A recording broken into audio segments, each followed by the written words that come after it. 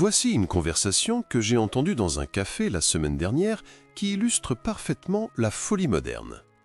Une femme, probablement âgée de 32 ans, disait à son ami « Je gagne plus que la plupart des hommes de mon âge. Je peux réparer ma propre voiture. Je n'ai besoin de personne. Pourquoi je ne trouve pas de relation ?» Son ami répond « Les hommes sont juste intimidés par les femmes fortes. » Non, les hommes ne sont pas intimidés. Ils sont simplement déroutés pendant que vous jouez à un jeu auquel ils n'ont jamais demandé de participer. Laissez-moi expliquer pourquoi l'obsession des femmes modernes à rivaliser avec les hommes détruit leur bonheur, leurs relations et leur compréhension fondamentale de la façon dont l'attraction fonctionne réellement. Le plus drôle dans toute cette compétition, c'est que les hommes ne savent même pas qu'elle existe.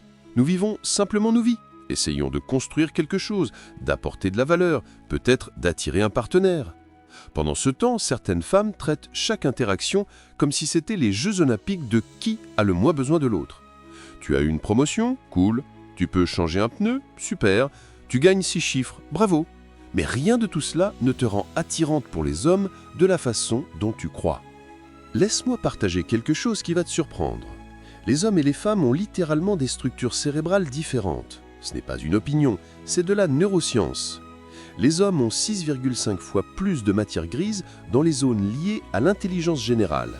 C'est pourquoi nous excellons dans la concentration sur une tâche unique et la pensée séquentielle. Les femmes ont 10 fois plus de matière blanche qui relie les régions du cerveau. C'est pourquoi elles sont meilleures en multitâches et en lecture des situations sociales. Nous ne sommes pas les mêmes. Nous ne sommes pas censés être les mêmes.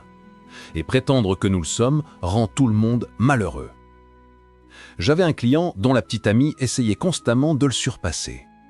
Il mentionnait son stress au travail, elle expliquait que son emploi était plus difficile. Il réparait quelque chose dans la maison, elle soulignait qu'elle aurait pu le faire elle-même. Il organisait un rendez-vous, elle en planifiait un meilleur pour montrer qu'elle n'avait pas besoin de lui pour offrir des expériences. Après 2 ans, il est parti. Pas parce qu'elle était réussie, mais parce qu'elle le faisait se sentir inutile. Elle s'était littéralement concurrencée hors de la relation. Les forces spécifiques au genre que nous avons développées ne sont pas des constructions sociales. Ce sont des adaptations de survie. Les hommes ont développé une meilleure conscience spatiale parce qu'ils chassaient, une meilleure reconnaissance des motifs parce que suivre une proie l'exigeait, une pensée plus systématique parce que fabriquer des outils le demandait. Les femmes ont développé une intelligence émotionnelle supérieure parce que gérer les liens sociaux maintenait la tribu unie, de meilleures compétences en communication parce que coordonner l'éducation des enfants l'exigeait, une meilleure intuition parce que lire les micro-expressions pouvait signifier la survie. Ce ne sont pas des faiblesses à surmonter ni des écarts à combler, ce sont des avantages complémentaires qui ont rendu notre espèce prospère. Mais aujourd'hui, nous avons des femmes qui essaient de surpasser les hommes en logique et qui se demandent pourquoi elles sont épuisées. Nous avons des femmes qui répriment leur empathie naturelle pour paraître fortes et qui se demandent pourquoi elles sont malheureuses. Vous rivalisez contre votre propre nature et vous appelez cela de l'émancipation. Regardez les garçons jouer. Ils établissent une hiérarchie, rivalisent directement puis deviennent amis. Regardez les filles jouer. Elles forment des alliances, rivalisent indirectement, maintiennent une harmonie de surface. Ces schémas continuent à l'âge adulte. Les hommes rivalisent entre eux pour les ressources et le statut. Les femmes rivalisaient traditionnellement entre elles pour les hommes de haut statut. Mais maintenant, certaines femmes essaient de rivaliser avec les hommes pour le succès masculin tout en continuant à rivaliser entre elles pour les hommes. C'est épuisant rien que de l'observer. Une dirigeante que j'ai conseillée a admis quelque chose de fascinant. Elle disait que gravir les échelons de l'entreprise lui paraissait creux, car les hommes qu'elle avait battus ne se souciaient pas de perdre face à elle, et les hommes qu'elle voulait fréquenter n'étaient pas impressionnés par ses victoires. Elle avait optimisé pour le mauvais jeu. Elle avait du pouvoir, mais aucune influence, de l'argent, mais pas de compagnon, du succès, mais aucune satisfaction. Les expressions distinctes du pouvoir entre les genres sont des jeux complètement différents. Le pouvoir masculin est hiérarchique, structure claire, territoire défini, réalisation mesurable. Le pouvoir féminin est relationnel, influence par les liens, contrôle par la dynamique sociale, pouvoir par l'action collective. Quand les femmes essaient de rivaliser dans des structures de pouvoir masculin utilisant des stratégies féminines, elles chéquaient. Quand elles adoptent des stratégies masculines, elles réussissent mais sacrifient leur essence féminine. J'ai vu cela dans une start-up technologique. La cofondatrice voulait diriger comme son associé masculin, direct, agressive, hiérarchique. L'équipe le respectait pour cela, mais la ressentait pour le même comportement. Pas juste peut-être, mais la réalité ne se soucie pas de la justice. Elle a fini par réussir en adoptant un style de leadership collaboratif qui exploitait ses forces naturelles. Le contexte évolutif compte, plus qu'on ne veut l'admettre. Pendant 200 000 ans, les hommes qui ne rivalisaient pas mouraient. Les femmes qui rivalisaient avec les hommes mouraient. Les femmes qui rivalisaient entre elles pour les hommes de haut statut prospéraient. Les hommes qui fournissaient des ressources prospéraient. Ce ne sont pas des constructions sociales, ce sont des schémas de survie inscrits dans notre ADN. 50 ans de féminisme ne peuvent pas effacer 200 000 ans d'évolution. Les conséquences de la compétition entre genres sont partout. Les femmes qui entrent dans des domaines dominés par les hommes rapportent souvent se sentir épuisées, insatisfaites, isolées, non pas à cause de la discrimination, mais parce qu'elles jouent un jeu qui ne correspond pas à leur motivation profonde. La femme qui passe ses années 20 et 30 à rivaliser dans les hiérarchies d'entreprise se demande ensuite, à 38 ans, pourquoi elle est célibataire et sans enfant. Elle a optimisé pour des objectifs masculins et sacrifié les objectifs féminins. L'ex-femme d'un client incarnait parfaitement cela. Diplôme de droit, emploi à 6 chiffres, elle rivalisait avec lui sur tout. Elle disait littéralement « Tout ce que tu peux faire, je peux le faire mieux ». Mais à 35 ans, son horloge biologique s'est mise à hurler. Soudain, elle voulait des choses traditionnelles, mariage, enfant, un pourvoyeur. Mais elle avait passé 15 ans à signaler qu'elle n'avait pas besoin de ces choses. Les hommes qui voulaient des épouses traditionnelles avaient choisi des femmes traditionnelles. Les hommes qui aimaient les femmes indépendantes ne voulaient pas de mariage. Elle s'était concurrencée dans une impasse. L'impact sur les relations est dévastateur. Quand vous voyez votre partenaire comme un concurrent, vous ne pouvez pas aussi le voir comme un soutien. Quand vous essayez de prouver que vous n'avez pas besoin de lui, vous ne pouvez pas aussi l'apprécier. Quand chaque interaction est une lutte pour la domination, il n'y a plus de place pour la vulnérabilité, l'intimité ou l'amour. Les hommes sont des créatures simples. Nous voulons nous sentir nécessaires, utiles, appréciés. Quand une femme démontre constamment qu'elle n'a pas besoin de nous, nous la croyons et nous partons. Pas parce que nous sommes intimidés, mais parce que nous voulons être là où nous sommes désirés. Si tu peux tout faire seul, parfait, fais-le seul. Nous trouverons quelqu'un qui valorise ce que nous apportons. La dynamique sexuelle est l'endroit où la compétition devient complètement délirante.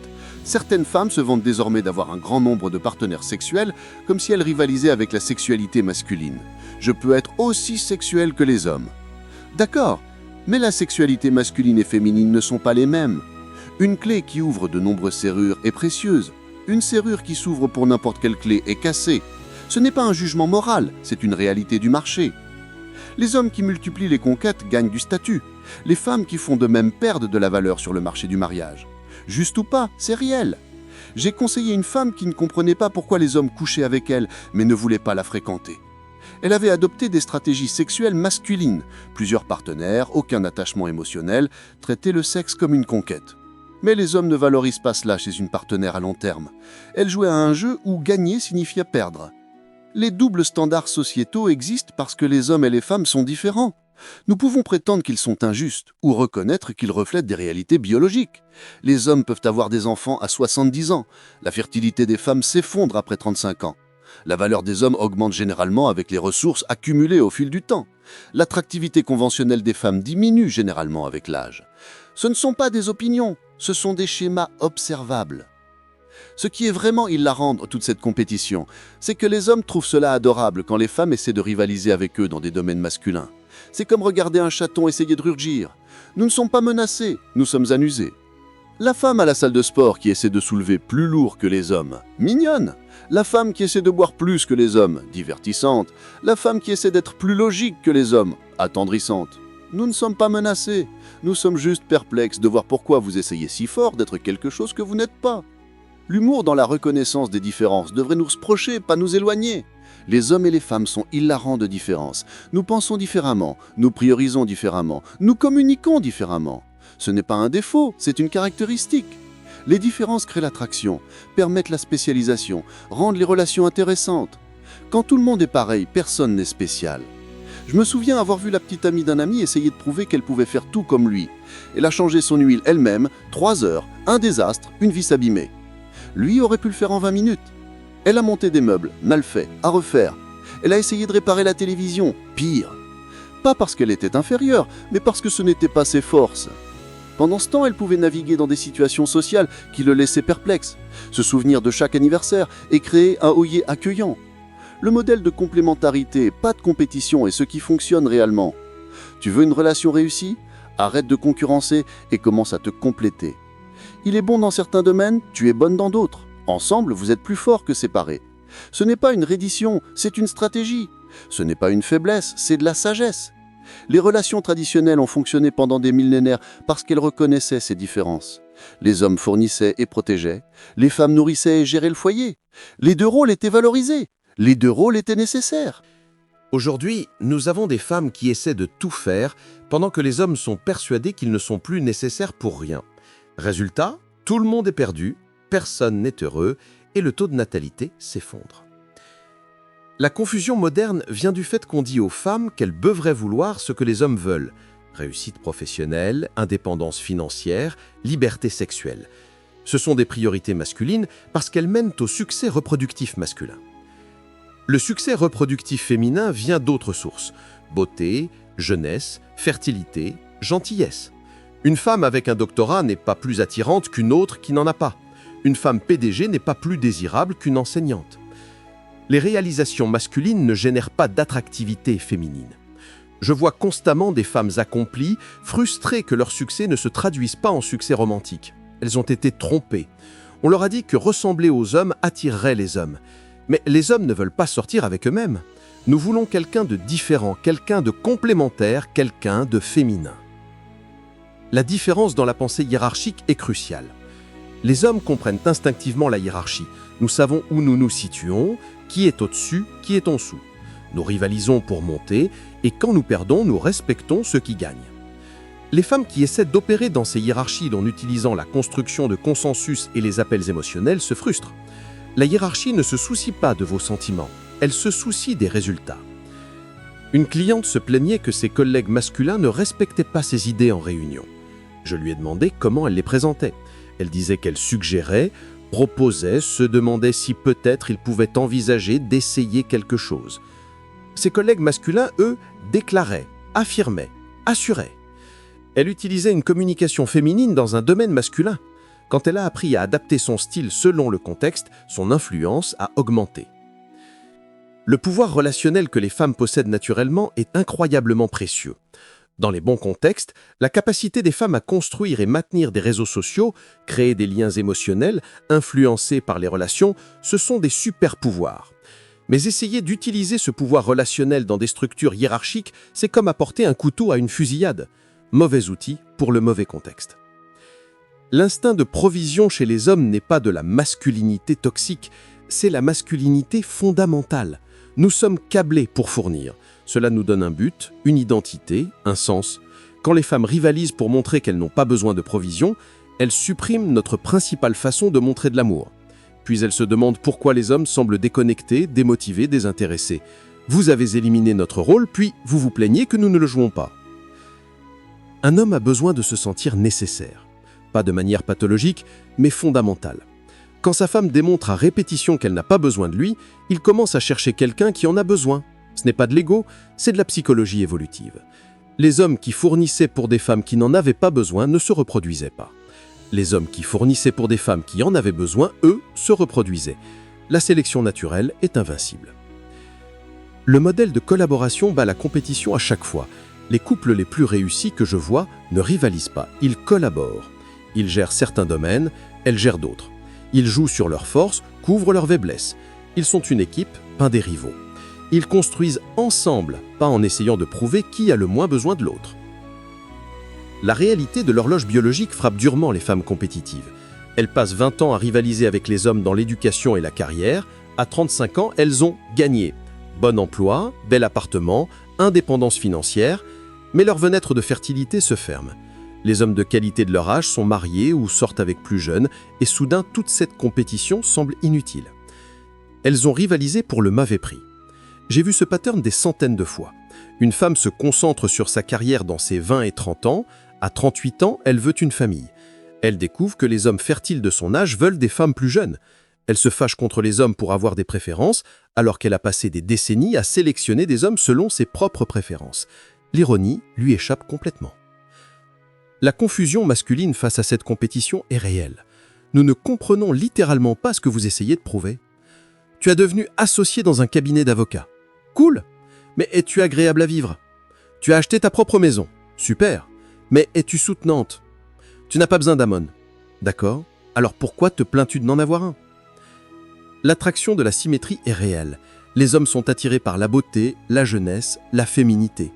Les femmes sont attirées par la force, le statut, les ressources. Ce ne sont pas des constructions sociales, ce sont des universels transculturels. Une femme qui gagne du statut ne devient pas plus attirante pour les hommes comme un homme qui gagne du statut devient plus attirant pour les femmes. Jeu différent, prix différent. L'avantage empathique des femmes est extraordinaire. Leur capacité à lire les émotions, comprendre les dynamiques sociales, offrir un soutien émotionnel, ce sont des super-pouvoirs que les hommes manquent largement. Mais au lieu d'exploiter ces avantages naturels, beaucoup de femmes les répriment pour paraître fortes. Vous abandonnez vos avantages naturels pour compétir dans des domaines où vous avez des avantages naturels. C'est un suicide stratégique. Une relation a besoin de polarité pour créer de l'attraction. Masculin et féminin, dominant et soumis, leader et suiveur, n'importe comment vous le formulez.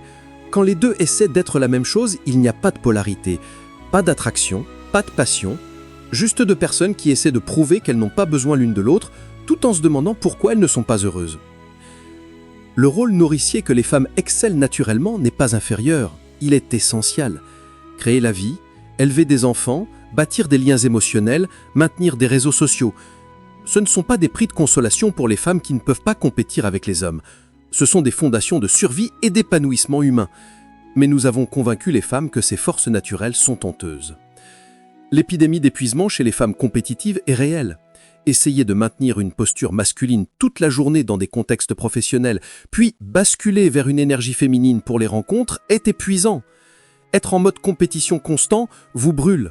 Combattre votre nature chaque jour vous épuise. Ce n'est pas durable.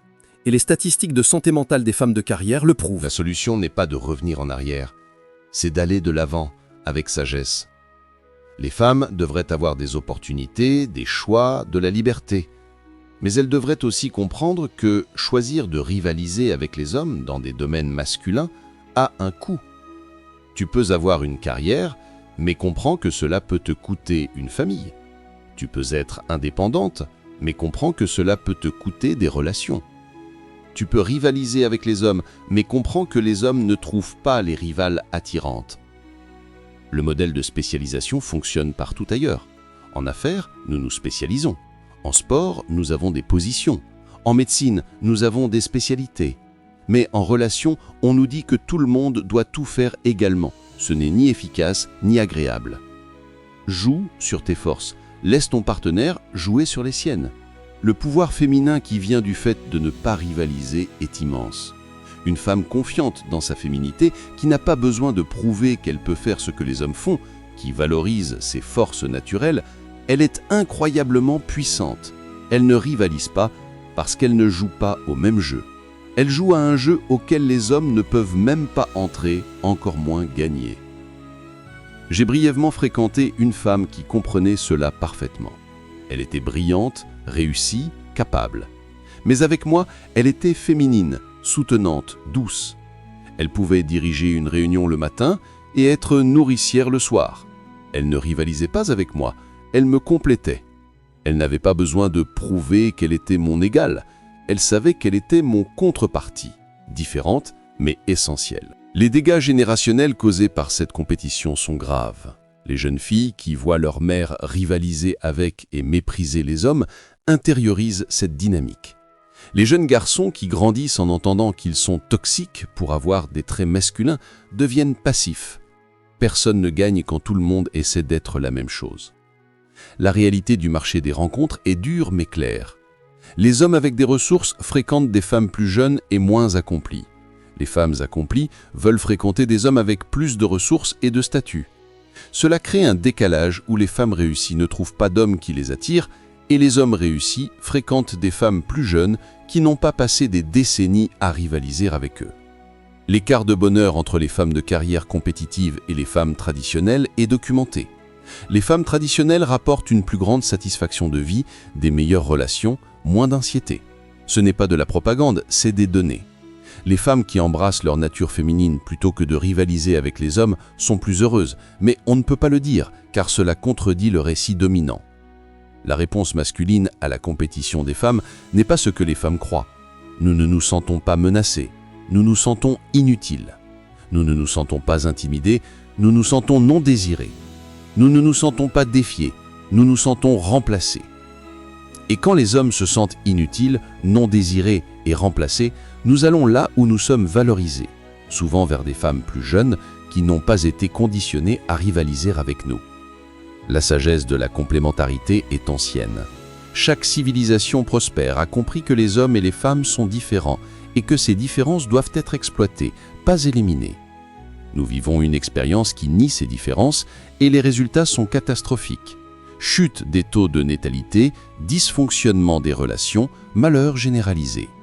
La liberté de choisir devrait inclure la liberté de choisir des rôles traditionnels sans chombe. Une femme qui veut être épouse et mère ne devrait pas être humiliée pour ne pas vouloir rivaliser dans le monde de l'entreprise. Une femme qui trouve l'épanouissement en soutenant les ambitions de son mari ne devrait pas être traitée de traîtresse envers son genre. Le modèle de partenariat bat la compétition à chaque fois. Tu veux une relation réussie? Arrête de rivaliser et commence à coopérer. Il n'est pas ton adversaire, il est ton coéquipier. Tu n'essaies pas de le battre, tu essaies de construire avec lui. Tu ne prouves pas que tu n'as pas besoin de lui, tu montres pourquoi tu l'as choisi. Le fardeau masculin est réel. Nous sommes censés pourvoir, protéger, performer et maintenant aussi nous excuser de vouloir faire ces choses. On nous dit que nos instincts sont toxiques, tout en s'attendant à ce que nous les maintenions. Nous rivalisons avec des femmes qui ne veulent pas gagner, tout en étant blâmés de ne pas les laisser gagner. Les dons féminins sont irremplaçables. Intelligence émotionnelle, intuition, capacité de nourrir, beauté, cohésion sociale. Ce ne sont pas des caractéristiques secondaires, ce sont des besoins humains primaires que les hommes ne peuvent pas fournir au même niveau. Quand les femmes abandonnent cela pour rivaliser dans des domaines masculins, tout le monde perd. La vérité sur la compétition est que c'est une posture masculine. La compétition est la façon dont les hommes se rapportent au monde. La coopération est la façon dont ils l'y reportaient traditionnellement. Quand les femmes adoptent des cadres compétitifs, elles jouent déjà un jeu masculin selon des règles masculines. Elles ont déjà perdu en acceptant de rivaliser. Le ressentiment qui s'accumule entre les genres est tragique. Les femmes en veulent aux hommes de ne pas apprécier leur réussite, les hommes en veulent aux femmes de ne pas apprécier leur provision. Les femmes se sentent non soutenues, les hommes se sentent inutiles. Tout le monde rivalise, personne ne se connecte et la solitude est épidémique. Le retour à l'équilibre ne signifie pas retour à l'oppression. Cela signifie reconnaître que les hommes et les femmes sont différents, que ces différences sont précieuses et que tenter de les éliminer crée de la dysfonction. Cela signifie permettre aux gens de jouer sur leurs forces sans chombe. L'investissement dans la compétition rapporte des rendements négatifs. Chaque année qu'une femme passe à rivaliser avec les hommes est une année non consacrée à développer les attraits féminins qui génèrent réellement du succès romantique. Chaque promotion qui exige de devenir plus masculine est un pas de plus en loin de ce qui fait fonctionner les relations. La clarté qui vient de l'acceptation des différences est libératrice. Tu n'as pas à prouver que tu peux tout faire, tu n'as pas à rivaliser dans tous les domaines. Tu peux exceller dans ce pourquoi tu es naturellement doué et laisser les autres exceller dans ce pourquoi ils sont doués. Ce n'est pas une limitation, c'est une optimisation. La tragédie moderne est que nous avons convaincu les femmes que la féminité est une défaite, que le besoin d'un homme est une faiblesse, que l'appréciation de la provision masculine est une trahison. Nous avons créé une génération de femmes qui rivalisent pour des prix qu'elles ne veulent pas vraiment, tout en sacrifiant des objectifs vraiment valorisés. Voici le point essentiel. Arrêtez de rivaliser avec les hommes. Nous ne sommes pas vos adversaires, nous sommes votre complément. Nous sommes conçus pour fonctionner ensemble, non l'un contre l'autre. Les compétences que vous avez et que nous n'avons pas sont aussi valorisées que celles que nous avons et que vous n'avez pas. C'est tout l'intérêt. Ensemble, nous sommes complets. Les hommes qui comptent ne se soucient pas de vos réussites professionnelles. Nous nous soucions de ce que vous nous faites sentir. Est-ce que vous nous faites sentir nécessaires, appréciés, valorisés? Ou est-ce que vous nous faites sentir que nous sommes en compétition constante pour savoir qui compte le plus? L'un construit des relations, l'autre les détruit. L'avenir appartient à ceux qui comprennent la complémentarité. Pendant que tout le monde rivalise à malheur, ceux qui comprennent que les hommes et les femmes sont différents et que ces différences sont des avantages, construiront des relations heureuses, des familles solides et des vies épanouies.